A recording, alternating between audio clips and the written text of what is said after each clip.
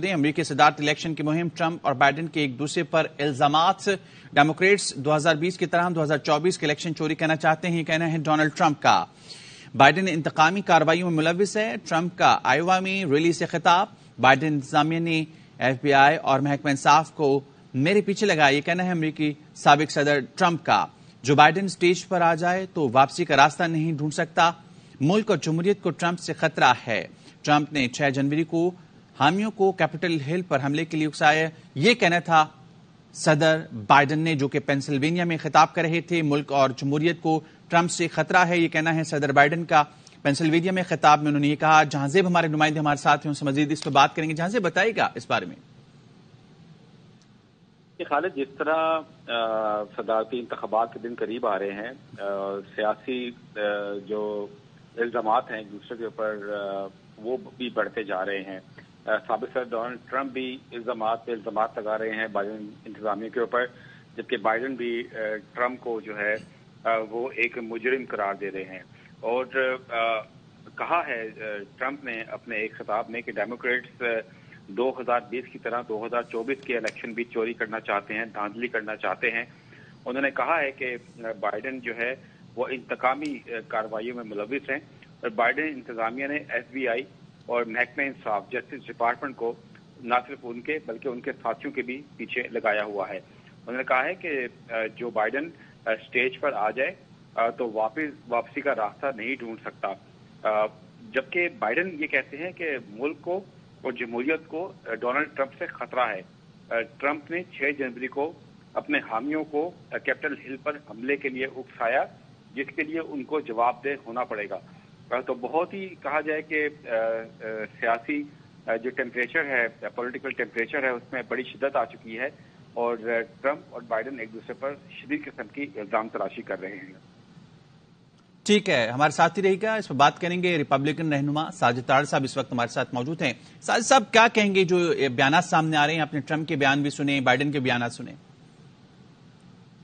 دیکھیں، اس فرائیڈے کو 6 جنوری کی تیسری اینیورسری تھی، اس کے اوپر جو بائیڈن الٹیمیٹلی جو اس وقت شدید اس وقت سیاسی پریشر کا شکار ہیں، ان کو کوئی سمجھ نہیں آ رہی کہ کس طریقے سے آگے الیکشن میں جائیں گے، تو انہوں نے پینسلوینیا میں بلو بیل کمیونٹی کالج ہے، وہاں پہ انہوں نے اس موقع کا فائدہ اٹھایا، اور ڈونلڈ ٹرمپ کو انہوں نے نہ صرف نازی لفظ استعمال کرتے ہیں، اور انہوں نے 6 جنوری کو روکنے کے لیے کچھ بھی نہیں کیا۔ اب میں یہ بتانا چاہوں گا، انہوں نے اپنی سپیچ میں بتایا کہ میں نے اتنے ووٹ حاصل کیے، میں نے اتنے پاپولر ووٹ حاصل کیے۔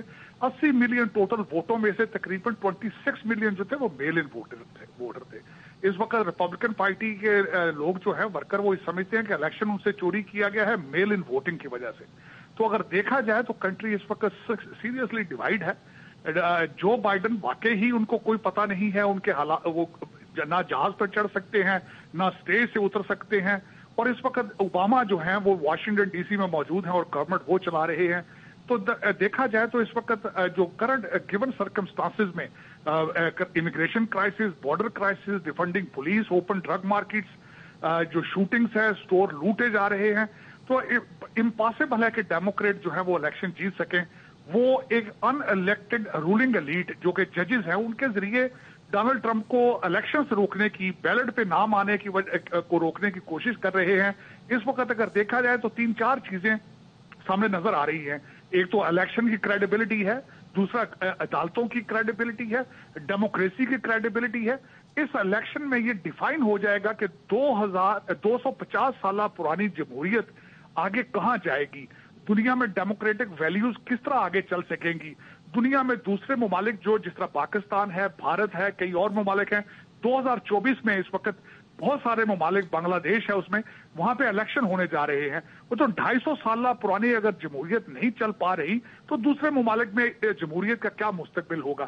در حقیقت اگر دیکھا جائے امریکہ کا مستقبل بیلٹ پر ہے، اور اگر یہاں امریکہ میں ڈونلڈ ٹرمپ کو عدالتوں نے بیلٹ پہ آنے سے روک دیا۔ اچھا، سابق صدر اوباما نے بھی جو ہے وہ کہا ہے بائیڈن کو کہ وہ ٹرمپ کے خلاف جارحانہ حکمت عملی اپنائیں، اس پر کیا کہیں گے آپ؟ دیکھیں، اس وقت اگر دیکھا جا سکے تو گورنمنٹ جو ہے وہ اوباما اور ہنٹر بائیڈن چلا رہے ہیں۔ جو بائیڈن تو سیڑھیاں چڑھنے کے قابل نہیں ہے، देखा जाए तो इस वक्त जो टोनी बिल्कन है वो कौन है, वो ओबामा के जो है एडवाइजर हैं। इस वक्त अगर देखा जाए जैक सोल्वन जो कि NSA है अमेरिका के, वो कौन है, वो ओबामा के वर्कर हैं। तो इस वक्त सारे शार्ट्स और सारी गवर्नमेंट तो ओबामा ही चला रहे हैं।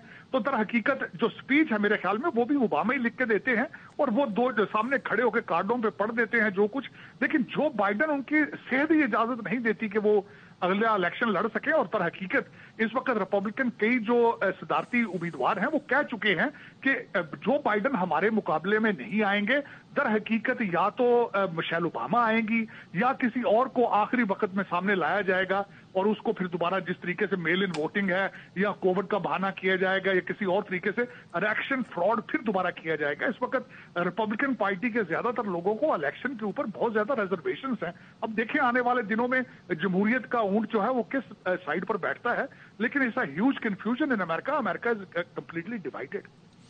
6 जनवरी का दिन है और ट्रंप ने जो खिताब किया है में, तो उन्होंने अपने खिताब में 6 जनवरी का जिक्र नहीं किया। क्या उन्हें इस पे पछतावा है, क्या आपको लगता है?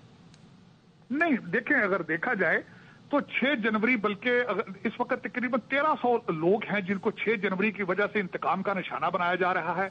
देखा जाए तो 3 साल जमहूरियत सोई रही है।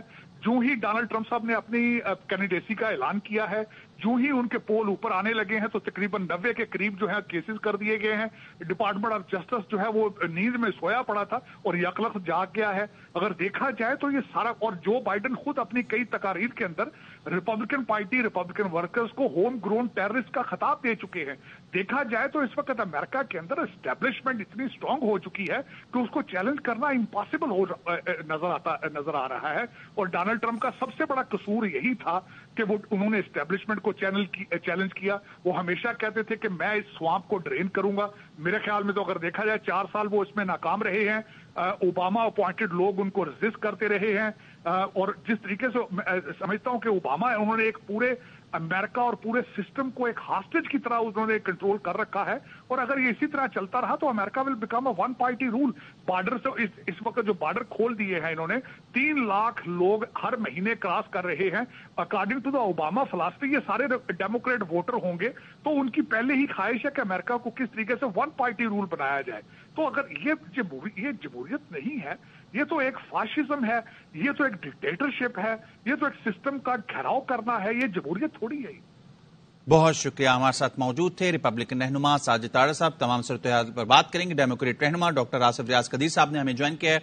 बहुत शुक्रिया सर आपके वक्त का। गुफ्तगू आप सुन रहे हैं दोनों जो साबिक सदर ट्रंप की भी और मौजूदा सदर ट्रंप जो बाइडन है उनके बयान सामने आ रहे हैं, एक दूसरे पर ताबड़तोड़ हमले कर रहे हैं।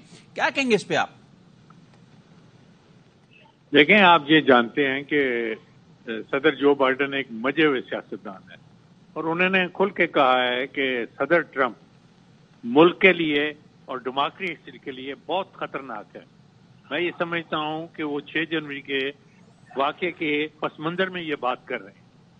ये गलत बात है। बैलेट बॉक्सेस में और जो इलेक्शन 2020 में हुआ था उसमें जो बाइडन जीते थे और अभी भी इलेक्शन में जब 2024 में होगा, जो बाइडन अपने ट्रैक रिकॉर्ड पे और अपनी पॉलिसीज के ऊपर अवाम उनके साथ वोट देंगे।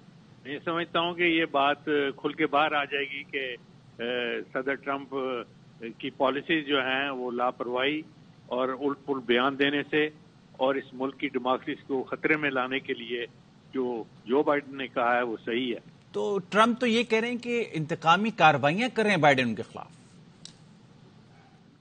नहीं, इसमें जो भी कार्रवाई सदर ट्रंप पे हो रही है ये उनकी करनी है और उनको कोर्ट्स में पूरी इजाजत है कि वो उसके बारे में रिप्रेजेंट करें और अगर वो सच्चे हैं तो कोर्ट उनको बरी कर देंगे। इसमें सदर बाइडन का कोई हाथ नहीं है। ठीक है, बहुत शुक्रिया। हमारे साथ मौजूद थे डेमोक्रेट रहनुमा डॉक्टर आसिफ रियाज कदीर साहब।